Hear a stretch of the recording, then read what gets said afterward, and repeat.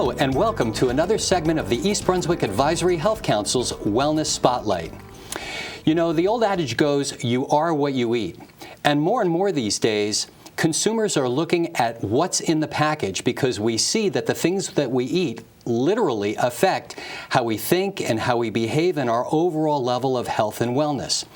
With us today is an East Brunswick resident, Lisa Maniaci, and she's here today to tell us more about making healthier choices about the foods that we eat through a special program called the Fenigold program.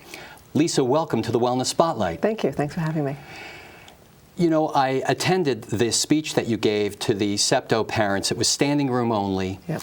And the information that you were going through was just terrific, I have to tell you, and very eye-opening. Can you tell us a little bit, before we get into the Fenigold program, a little bit about yourself? Yep. I am an East Brunswick resident. I have two children, 5th grade and in kindergarten. And my son, the oldest, was diagnosed with ADHD back in 1st grade. And we didn't want to immediately jump into medications. So we just decided we were going to look for an alternative to the medications at first. So we got down to business of doing some research, and along the way we've met some pretty interesting people that were able to help us. And it's been great. It's been an eye-opening experience. You know, the schools have been great. East Brunswick School District has been wonderful. They've been very supportive. They've given us information about the foods that they serve in the schools. So you know, we haven't run into any roadblocks in our pursuit of, you know, finding a better way to treat our son's ADHD. Now, who was it that originally told you about the Fenigold program? Was it your pediatrician? No, he's been very supportive as well, and that's a difficult thing sometimes when you have a pediatrician who doesn't support this type of program. But it was a client of my husband who told him that her son was on Fenigold, and he'd been on it for 29 years, and just started telling him about all the great things that have happened with the program. So he came home, he told me about it, and immediately we started researching. Now, is this program for special needs children or children who have special challenges with learning, or is it for everyone? It should be for everyone. You know, the program itself helps with more than just ADHD. People with eczema, people with migraines. The executive director of the Fenigold program originally found it because her husband was having such serious migraines that nothing was working. And when he started the program, the migraines started to subside, and they also discovered the added benefit of their children not having any ADHD symptoms either. So it kind of snowballed, but it is for a lot of different ailments. And I'm assuming it could also be really for wellness, because absolutely, it's not intended to be a treatment for certain ailments. No. It's really designed to help the body function better. Right, and it's not a diet in the sense that, you know, if you don't have a bikini body, you're going to get one on this diet. That's not going to happen. It's really more of a wellness program for you, exactly. So tell us a little bit about who Dr. Fenigold was. He was an eminent allergist and a pediatrician. He was the head of allergy at Kaiser Presidente Medical Center in California. And he started his work back in the 60s, and he was probably one of the first people who discover the correlation between the foods that we put in our bodies and the effect they have on our behavior and our learning. So if Dr. Fenigold developed this program in the 60s, why are we hearing about this so many decades later? There's more than one reason for it. The big reason is the food industry is so big and so powerful. They do have lobbyists that they can pay for, that can go to Capitol Hill and really work hard to make sure that their voice is heard. You know, when it costs money to remove these additives, they really don't want to do it. They want to be able to put the cheaper products into their foods and sell them to the consumer. Well, let's talk a little bit about this program. Mm-hmm. what exactly is the Fenigold program? What is it that Dr. Fenigold's telling us to do that's so good for us? So it's more of a test than a diet. So what we do is we advise people to eat the foods that they normally eat, but just change the brands that they use. We have a book that it's a food list, and it gives the brands of many different types of foods that you can use, that you can find in mainstream supermarkets, and it's an elimination diet. You mean elimination diet as in targeting certain things Correct. that could be toxic, Yep. and discovering them and eliminating them. Correct. So Okay. what we do is we eliminate a lot of foods in the beginning. A lot of fruits and vegetables are eliminated because even though they're Fruits healthy, and vegetables. even though they're healthy foods, people do have reactions to certain fruits. So, if you are allergic to strawberries, you get hives from strawberries, you eliminate those from your diet. Now, would it matter whether they're organically grown or grown with pesticides? Couldn't that be an influencing factor too? It is always better, obviously, to eat foods that aren't grown in pesticides, but it's not a requirement for Fenigold. It's really about the food itself. Okay. So, we eliminate Fruits and vegetables. some of them, not all of them. Apples, grapes, oranges, You a lot of eliminate berries. apples? Yes. What about the old apple a day? If you have a sensitivity to an apple, though, it's really not going to be helpful to you. How would someone So, know? You eliminate it for 6 weeks. And then, And then you try it. After your body has adjusted to the 6 weeks without Oh. these foods, then you start reintroducing foods into your system. And if there's no reaction, then you know that it's okay to eat those foods. okay, so what would a common reaction be?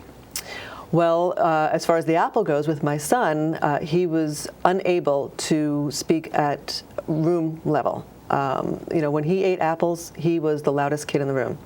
So once we cut the apples out of his diet, he was able to speak at normal levels in the room.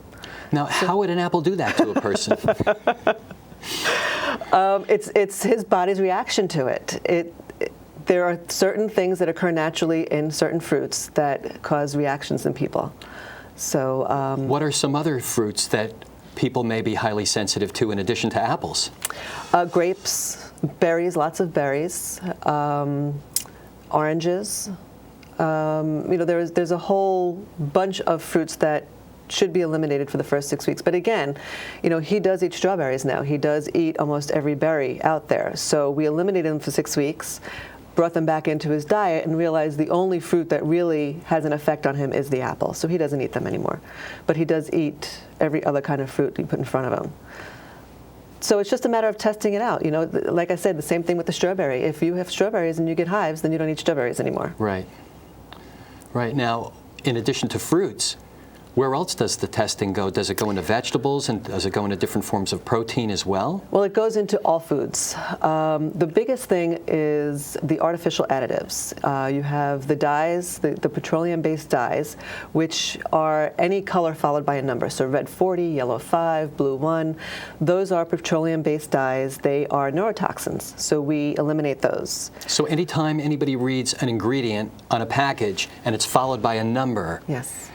I remember you saying that automatically signifies that's a petroleum-based dye, and it should be hands-off. That is correct. Yeah, it's a second cousin to the gasoline in your car. And you're ingesting this with the foods that have those dyes in them. And very shocking to most people is that white marshmallows have blue dye in them. So, you even have to read the package on something that looks as bland as a marshmallow. Lisa, why do they do this? Why do they put stuff in this stuff that we put in our bodies that is proven to cause problems?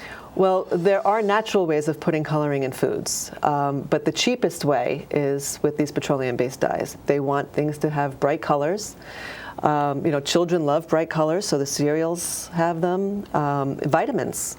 Vitamins didn't always have purple colors and were shaped like dinosaurs. They used to be just plain old vitamins like everybody else took.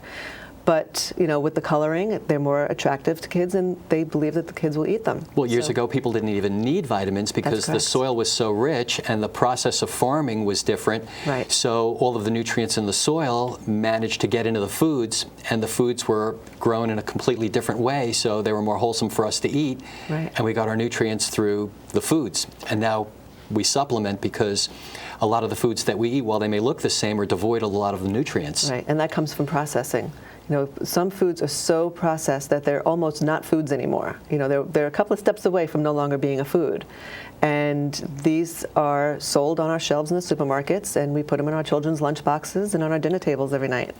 So, okay, so apples.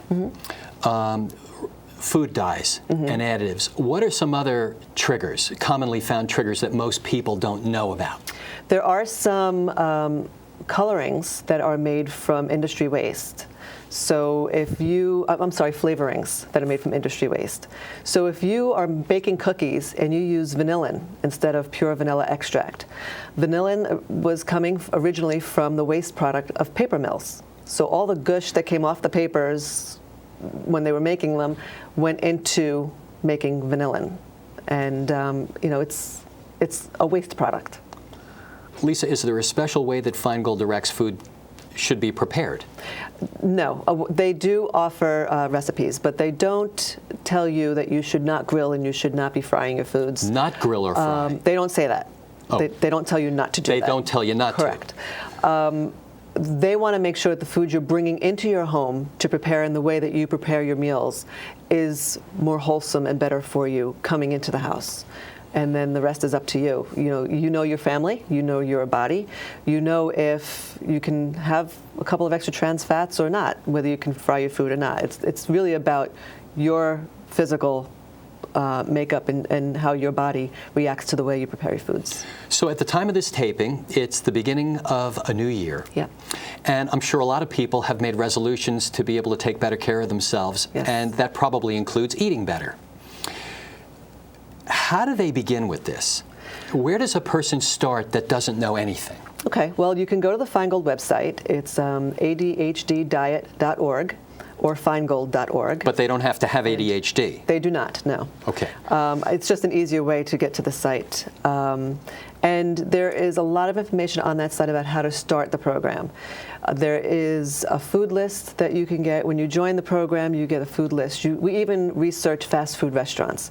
So if your family likes to go out for fast food every now and then, we do have a listing of foods that you can get at certain fast food restaurants that do not have the dyes, that do not have the artificial additives in them. And they help you make better choices. So where do you take your kids to eat on Route 18? Oddly enough, my kids don't like fast food, but they love pizza. So we do eat a lot of pizza. So for the viewers who want to take their kids somewhere on Route 18 to have fast food in the event that that's a choice Yep. they want to make, where are some of the best places for them to go right now? Well, there are some things they can get at McDonald's. Wendy's has some foods also. So you can pretty much go anywhere on 18 as long as you have the food list and you can look up what you can get for your children and yourself. Even restaurants. If you go into a restaurant where there is wait service, you can ask them to prepare foods in a certain way so that you're not getting the additives. Ask them, if you're on the first section of Fenigold, the first 6 weeks where you're just starting out, it's recommended that you don't have anything with paprika in it. So you can request that things not be made with paprika. That's a Fenigold Stage 2 seasoning. All right, now that's something that we haven't spoken about yet. Right, so I'll let you finish this thought, and then I want to talk about the different stages. Okay. So, the restaurants are willing to prepare foods any way you ask them to prepare. People in Weight Watchers can go in and ask things to be made without butter on them. So as long as you're willing to ask for things prepared a certain way, you can still feed your family on the road or, on the way to shopping or a movie and still be able to stick with the Fenigold program. Are there any other seasonings besides paprika that people should be wary of? There are. Off the top of my head, I don't know all of them, but in the Fenigold program book, it'll tell you which seasonings to stay away from for the first 6 weeks. Okay. Now, is the Fenigold program itself a 6-week program to be able to discover which foods a person may be allergic to? Or is it the first 6 weeks just fruits and certain vegetables, and then you move on to other food groups?